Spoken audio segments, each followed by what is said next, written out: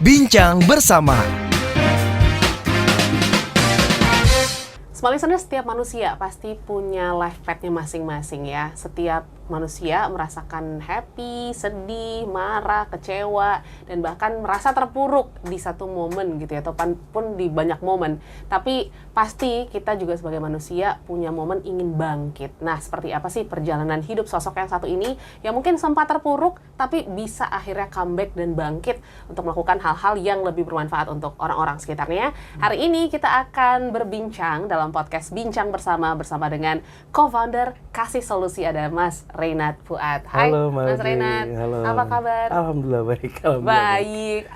Mungkin banyak orang yang sudah merasakan dampak ya dari sharing-sharingnya Mas Reynad juga, dari buku. Nanti juga kita akan bahas buku, dan juga pastinya hal-hal yang Mas Reynad lakukan gitu. Cuman mungkin kita penasaran juga, Mas Reynad waktu kecil tuh tumbuhnya seperti apa sih? Apakah seperti anak-anak zaman dulu yang mungkin ya sempat juga sih dimarahin mama, papa, dan Iya pastilah. Apalagi saya bandel banget. bandel banget dulu kecilnya ya? Bandel banget. Gimana tuh Mas? Ya saya tuh besar dari keluarga yang biasa, sederhana. Maksudnya middle class. Ya disekolahin di tempat yang bagus. Alhamdulillah saya dulu sekolah di Al-Azhar. Terus juga lingkungan di keluarga begitu kondusif. Keluarga yang benar-benar ada background religiusnya juga.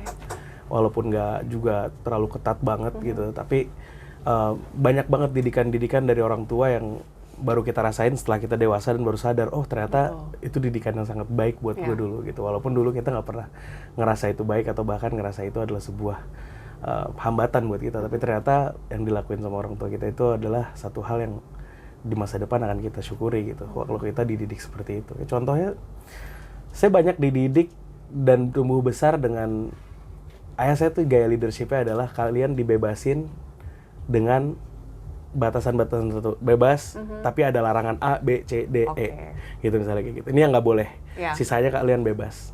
Ayah nggak akan ngelarang kamu ini, mau main, mau apa, segala macam silahkan. Tapi yang kalian harus tahu adalah tanggung jawabnya A, B, C, D, E, F, G gitu. Kalau kamu langgar satu, akan disempitin kebebasannya dikit. Langgar satu lagi, disempitin lagi kebebasannya sedikit. Jadi privilege yang kita dikasih di awal akan diambil gitu, sehingga dididik untuk tanggung jawab gitu dengan hal-hal yang memang kita di-restrict dengan hal itu, karena kita ngerasa ini udah enak nih, hidup gue udah bebas, udah enak, dan gue nggak mau sampai kebebasan ini malah akhirnya dipersempit gitu, bukan balikan gitu. Mungkin banyak juga yang ngedidik dengan cara dikasih kesempitan sama sekali, yang akhirnya ketika mereka bebas, bablas dan nggak tahu deh.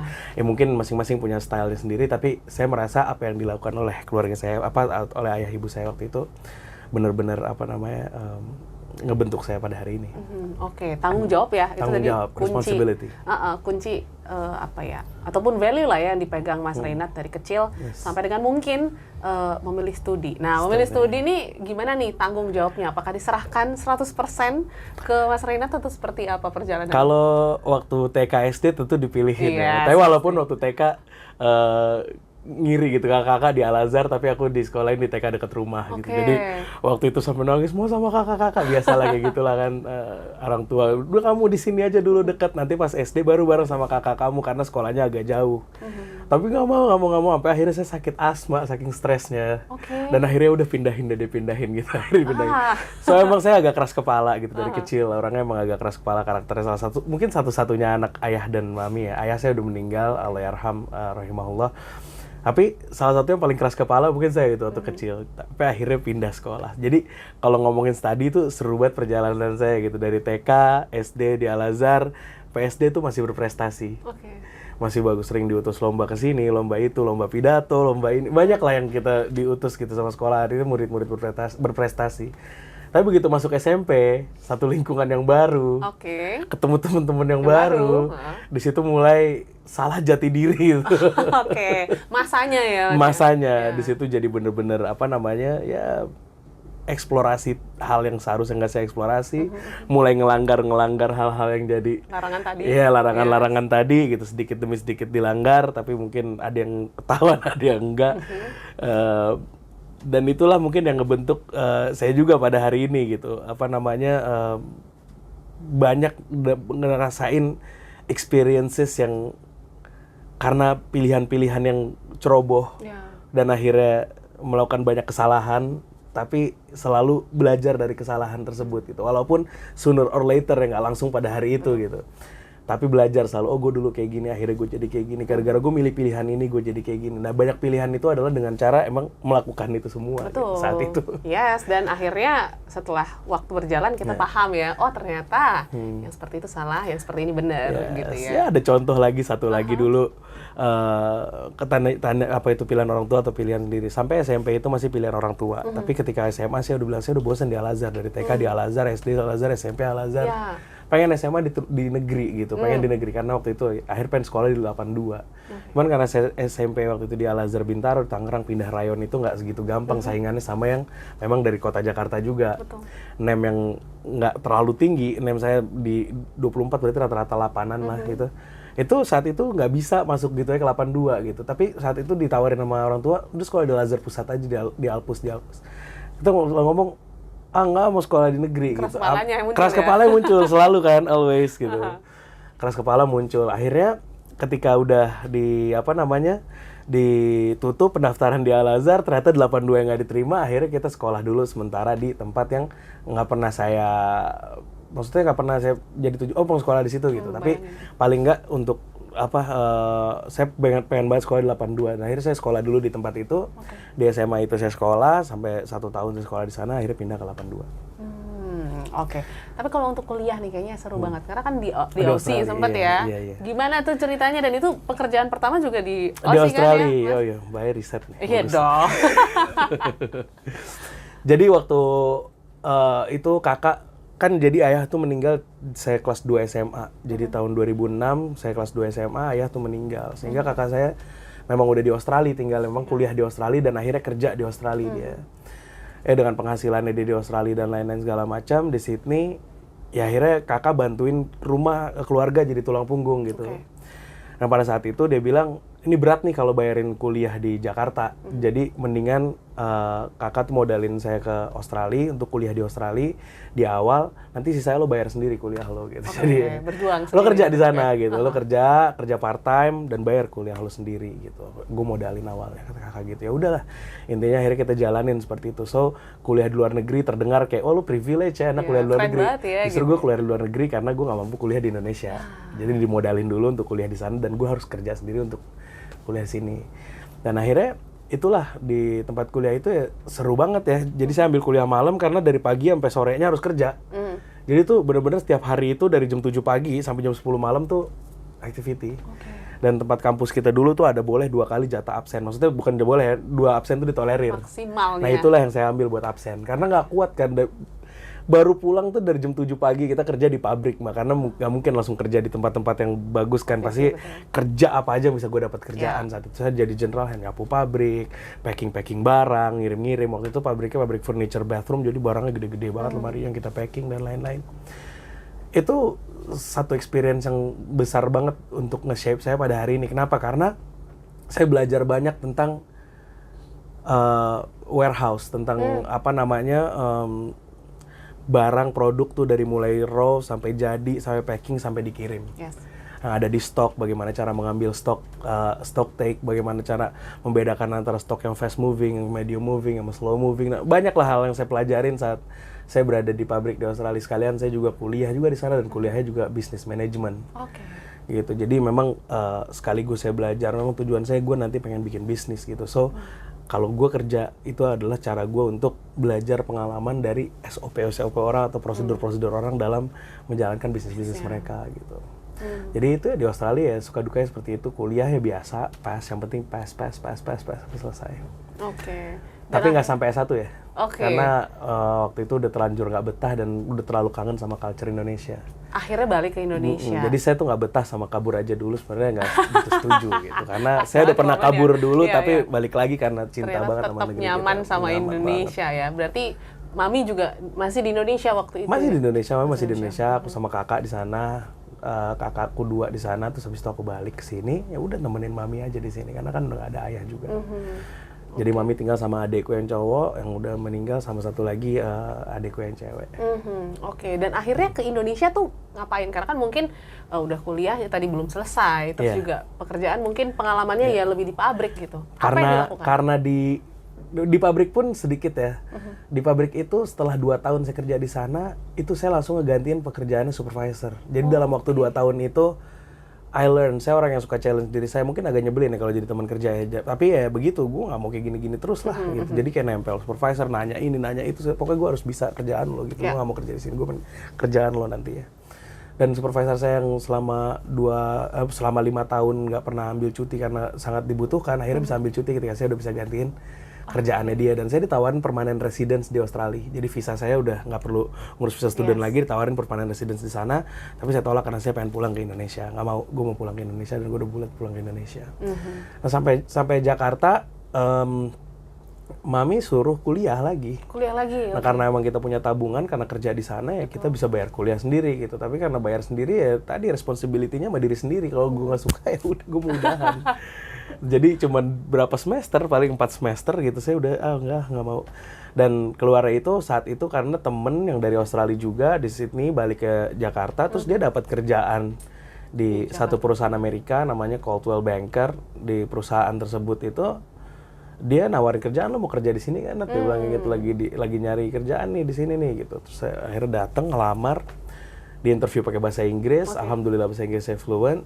Terus akhirnya diterima kerja di sana dan decide udah gue mau full time working aja gitu, mau belajar. Dan di perusahaan itulah saya belajar SOP tentang kantor, standard operating procedures kantor, gimana cara ngebagi divisi per divisi, siapa yang tanggung jawabnya apa, responsibility hak dan kewajibannya apa dan lain-lain segala macam. Saya banyak belajar di situ. Dan akhirnya sampai saya decide untuk keluar dan membuat bisnis sendiri. Itu seperti mimpi yang waktu di Australia waktu itu ya. Jadi pengalamannya udah komplit banget ya di pabrik, bagaimana proses distribusi dan lain sebagainya, terus SOP dan lain sebagainya, belajar di Jakarta dan akhirnya bisnis. Apakah ketika memulai bisnis selancar pengalaman-pengalaman yang udah dapat? Gimana ya, memulai bisnis tuh gak susah. Yang susah istiqomah, bahasa di bulan Ramadannya istiqomah gitu. Jadi yang susah adalah istiqomahnya atau mempertahankan bisnis tersebut. Konsistensi kita dalam menjalankan, karena pasti ada fluktuatif kan. Ya kayak paling easy lah untuk orang-orang zaman sekarang adalah kalau kita main di sosial media, ketika jadi konten kreator, ketika engagementnya tinggi, kita happy banget. Tapi ketika lagi rendah banget kayak gue kayak mau udahan deh gitu kan. Sama di bisnis pun seperti itu sama. Ketika sales lagi naik dan lain-lain itu segala euforia itu datang. Tapi ketika sales lagi turun dan lain-lain, ada masalah lain, masalah cash flow lah, masalah apa, rasa gue mau udahan deh rasanya gitu. Pasti ada lah naik turun. Nah kalau ditanya tentang pengalaman bisnis pertama kali, karena saya udah punya beberapa bekal, tetap yang namanya trial and error tuh nggak bisa dihindarin. Karena kan beda bisnisnya, itu bathroom wear furniture, terus habis itu yang satu lagi di industri properti. Terus tiba-tiba saya bikin bisnis di industri bakery. Ya tentu harus ada trial error. Bahkan pertama kali bangunnya pun nggak tahu nih mau jualan apa. Apakah gue mau berkiblat kepada model-model kayak Harvest, Cheesecake Factory, atau gue mau kayak Monami atau Regina dan lain, mungkin nggak apa-apa ya disebut ya. Terus apakah mau seperti mereka atau mau seperti ini gitu, atau mau juga seperti yang jualan cookies aja gitu. Itu pun belum kita decide. Pokoknya yang tahu adalah Mami resep-resepnya ada yang enak-enak dari kue-kue itu, dan saya pengen jualan bareng di sini sama Mami, itu doang. Nah akhirnya setelah kita lakuin, jalanin, terkerucut lah akhirnya dari itu semua, terfokuslah kita ke traditional snack dan pastry. Karena kebiasaan ngemilnya orang-orang Indonesia saat rapat, itu kita manfaatkan untuk jadi opportunity kita untuk nyediain mereka cemilan ketika rapat. Dan ketika itu maka target behavior yang kita tuju adalah kebiasaan orang yang rapat, dan yang target market yang kita tuju adalah berarti orang-orang perkantoran. Dan yang paling punya budget tinggi buat melakukan hal itu dan acara dan selalu beli makanan cemilan itu adalah government, pemerintahan. So kita berusaha untuk masuk ke dalam dari mulai istana negara sampai ke jajaran-jajaran kementerian-kementeriannya, Pemprov dan juga BUMN, dan alhamdulillah dalam waktu singkat kita udah dapat semua, maksudnya apa yang sebagian besar dari market itu. Bahkan juga di tahun ke 2002 kita bisnis di Lazetli itu, bisnisnya namanya Lazetli. Yes. Saya dapat penghargaan dari Pertamina sebagai vendor terfavorit di tahun 2013. Oke, nah itu tahun 2013 mungkin menjadi tahun yang menyenangkan mungkin Yes.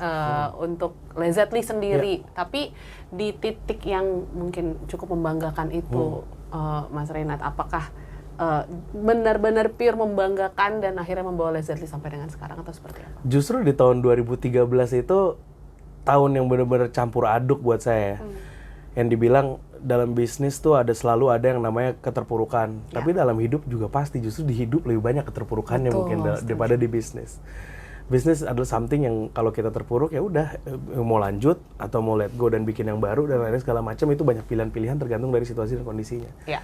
Tapi yang saya rasain yang paling berat saat itu di tahun 2013 adalah keterpurukan di kehidupan personal saya justru, Mbak. Jadi saya tuh punya adik saya tuh umurnya cuma beda 2 tahun sama saya, very close, bener-bener deket banget. He copied everything dari apa yang aku lakuin.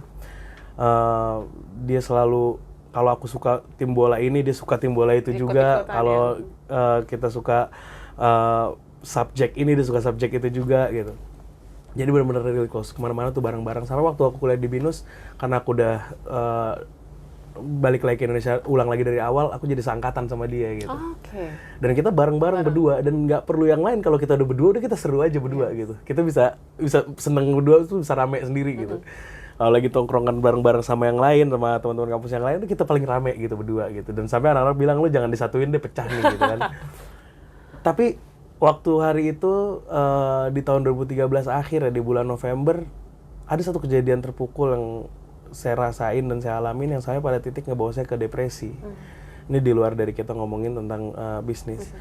So waktu itu di pagi hari aku sama adekku tuh lagi ngobrol. Biasa ngobrol adik kakak, dia bilang, gue pinjam mobil ya hari ini, gue mau pakai mobil ya, dia bilang kayak gitu. Ya udah pakai aja, gue bilang kayak gitu kan. Terus gue juga bagi parfum lo ya, parfum lo pinjam. Gue mau bawa, ntar malam mau gue, nggak usah lo, kalau mau pinjam semprotnya gue juga mau pakai, dia bilang kayak gitu. Ya mungkin biasa deh adik kakak kan kalau ngobrol apa segala macam kayak gitu. Dan itu ternyata jadi obrolan conversation saya terakhir sama dia. Karena saat itu saya akhirnya pergi juga malamnya, saya pergi berangkat jalan, nah sama mami ya berarti ya, sama mami naik mobil juga. Dia naik mobil lagi jalan sama temennya. Karena mami ada urusan lain lagi ngurusin adik aku yang mau nikah nih, adik aku yang cewek mau nikah ya. Saat itu mau nikah, akhirnya lagi nyari gedung, nyari catering, nyari segala macam. Nah, karena kita kan bukan catering makanan, kita catering bakery. Jadi catering makanannya aku terus nyari. Akhirnya lagi nyari catering, nyari ini, nyari gedung segala macam. Mami jalan lagi sama adikku yang perempuan. Aku di drop di Gandaria City. Di malam saya mau minta jemput sama dia, sama adik aku. Jemput gue dong di Gancit biasa. Tiba-tiba adekku ini, aku tuh dulu mungkin masih ngelakuin yang tadi saya ceritain kan Mbak, yang tadi aku ceritain, masih ngelakuin hal-hal yang dilarang tadi, yang restriksi, walaupun di belakang atau di depan gitu. Tapi mungkin dia juga masih main apa segala macam gini lagi disorot gitu sama mami ya. Maksudnya dong kamu yang bener dong gitu. Kalau aku udah duluan nih, mungkin karena udah lebih gede duluan kali ya, udah dewasa, maksudnya udah kerja, udah masuk ini, kalau dia masih kuliah kan saat itu. Akhirnya udah duluan dan akhirnya banyak cekcok gitu sama dia. Ayo dong yang bener lo gitu. Jadi hari itu tuh tiba-tiba ketika aku minta jemput di Gancit, jawaban terakhir dia di line itu cuman gini doang. Rain, gue baru dapet, gue merinding, doa mami. Orang gue minta jemput kenapa balas kayak gini nih anak gitu. Maksud lo apa? Kok gue baru dapet, merinding, doa mami. Apa sih ini orang? Telepon, gak diangkat. Telepon lagi, nggak diangkat, nggak dibalas-balas, lagi nunggu dijemput, sampai jam 9 nggak dijemput juga. Ini udah mau tutup nih bentar lagi nih, jam 10 tutup nih mall nih gitu kan. Lo di mana? Gue nggak ada balasan sama sekali di line waktu itu. Akhirnya udah aku pulang dianterin sama temanku, dan rumahku saat itu jauh lagi, tinggal di Cibubur. Udah sampai Cibubur, sampai rumah masih nyariin, pasti masih nyariin teman-teman gue, telepon apa segala macam, nggak ada yang ngangkat, semua nggak ada yang ngangkat. Sampai akhirnya tiba-tiba tengah malam dapat telepon dari nomor yang nggak ada caller ID-nya, berarti cuma nomor doang gitu. Ini siapa nih? Angkat telepon. Ternyata dari kepolisian yang ngabarin kalau dia meninggal, kecelakaan, disuruh datang untuk identifikasi jenazah. Shock banget saat itu. Hah? Kok tadi pagi baru berantemin mau minjem mobil, baru berantem mau cuman masalah parfum doang dia pengen bagi. Kok udah gak ada nih anak, apa sih itu, shock, state of shock.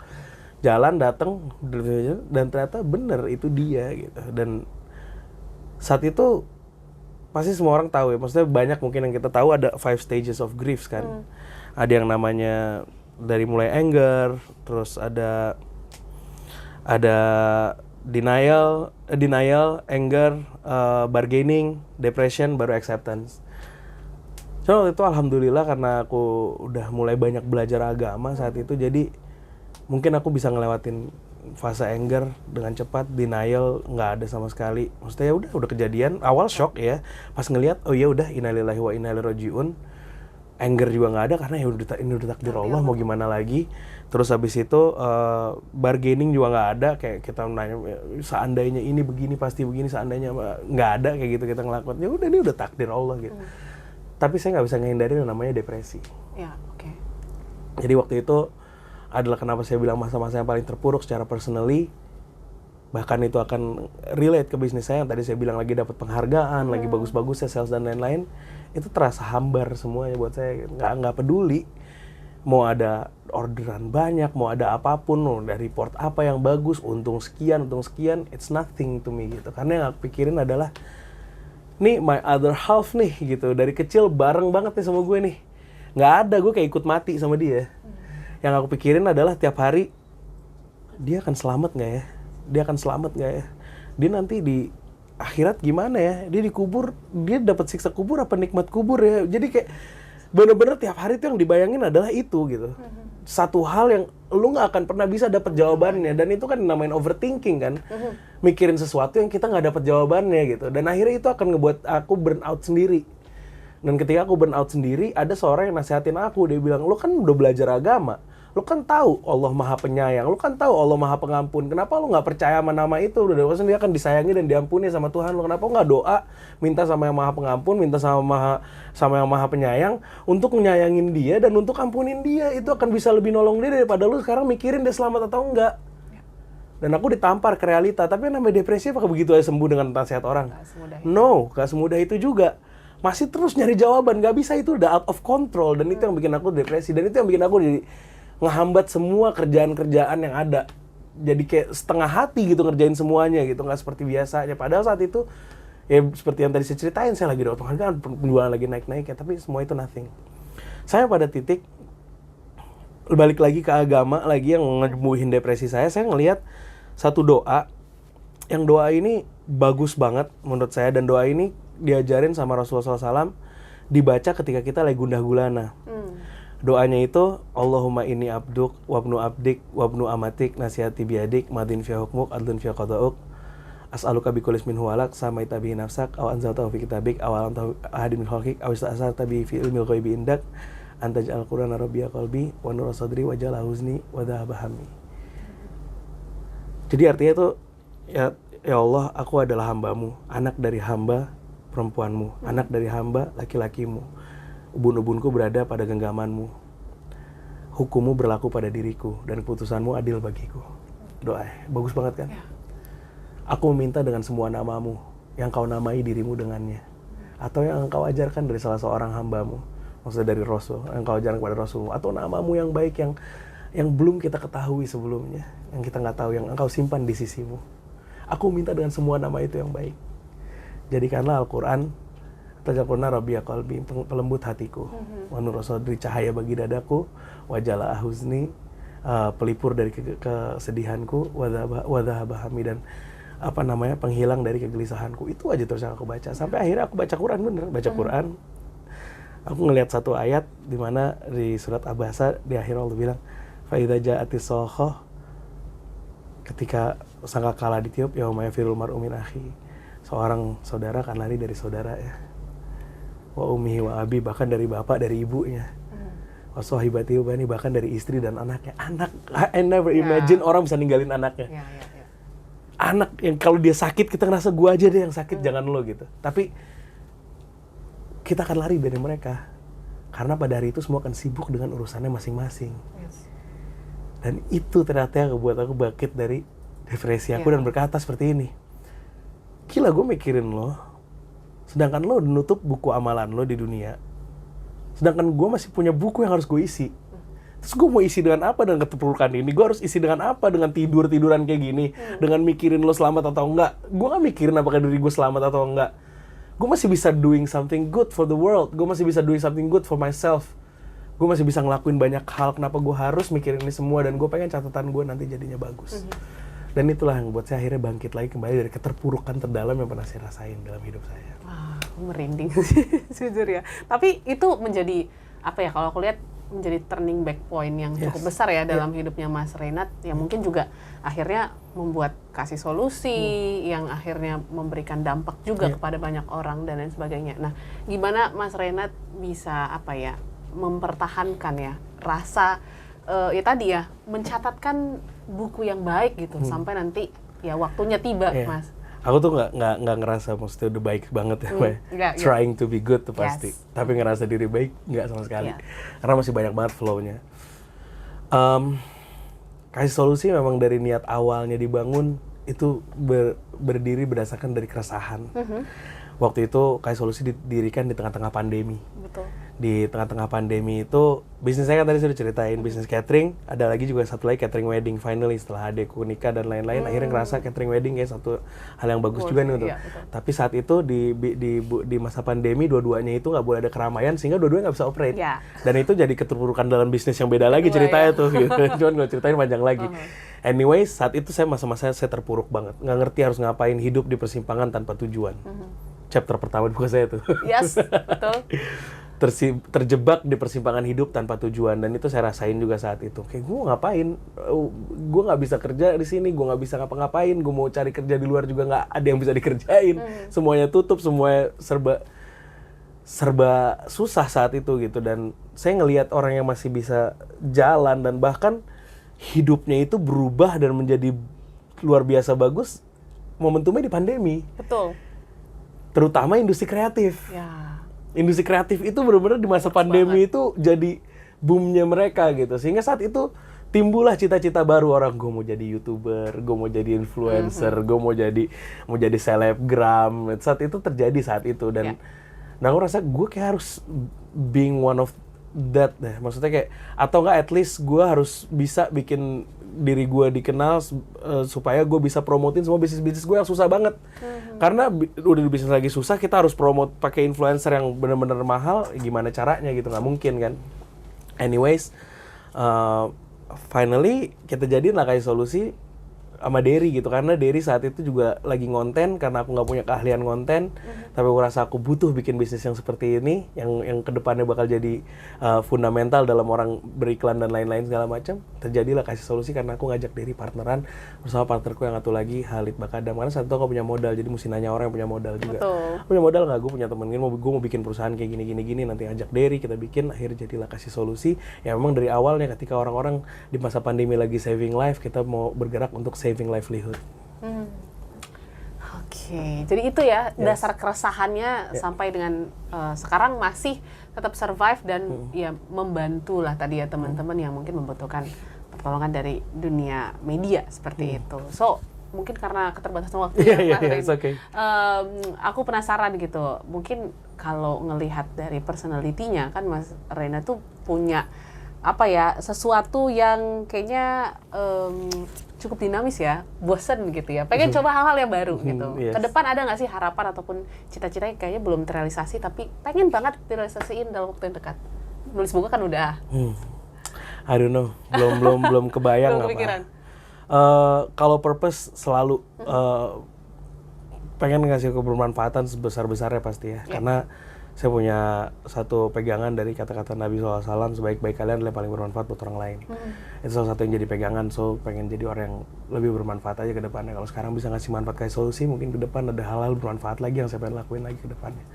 Dan itu juga jadi dasar saya kenapa nulis buku yang saya lakuin, karena saya pengen coba kali aja di karya ini saya bisa kasih manfaat juga ke orang-orang yang mungkin ngalamin konflik-konflik dalam hidupnya atau lagi terpuruk dalam hidupnya dan mereka ingin bangkit. Yang di situ saya ceritakan dengan story, karena saya tahu kekuatan story itu besar. Bisa mengubah hidup seseorang, bisa menjadi inspirasi buat seseorang, menjadi motor penggerak awalnya mereka, So saya melewat story, saya ingin memberitahukan kepada mereka bahwasannya ada juga orang yang terpuruk dan ada juga orang yang bangkit dari terpurukan, bahkan dia thriving lebih tinggi lagi dari sebelumnya.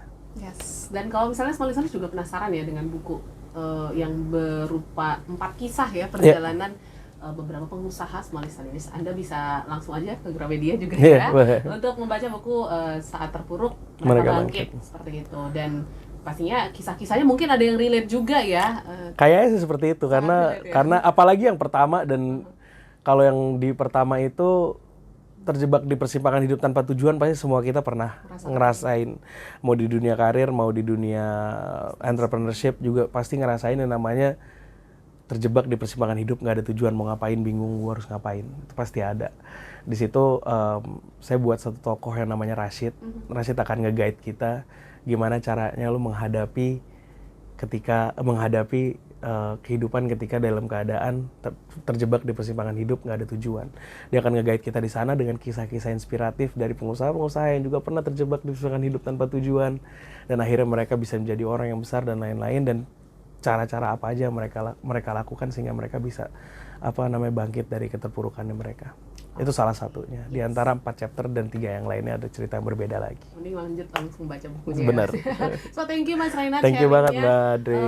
Semoga membuat kita yang mungkin juga lagi ngerasa di momen terpuruk ya bisa juga bangkit gitu ya dengan cara-cara tadi spiritual tuh juga salah satu cara bangkit kita gitu small listeners. Dan pastinya semoga next time kita bisa sharing-sharing lagi bersama dengan Mas Rainard. Boleh, anytime. Kalau gitu small listeners, kami pamit, sampai jumpa dan sukses untuk Anda. Thank you. Bincang bersama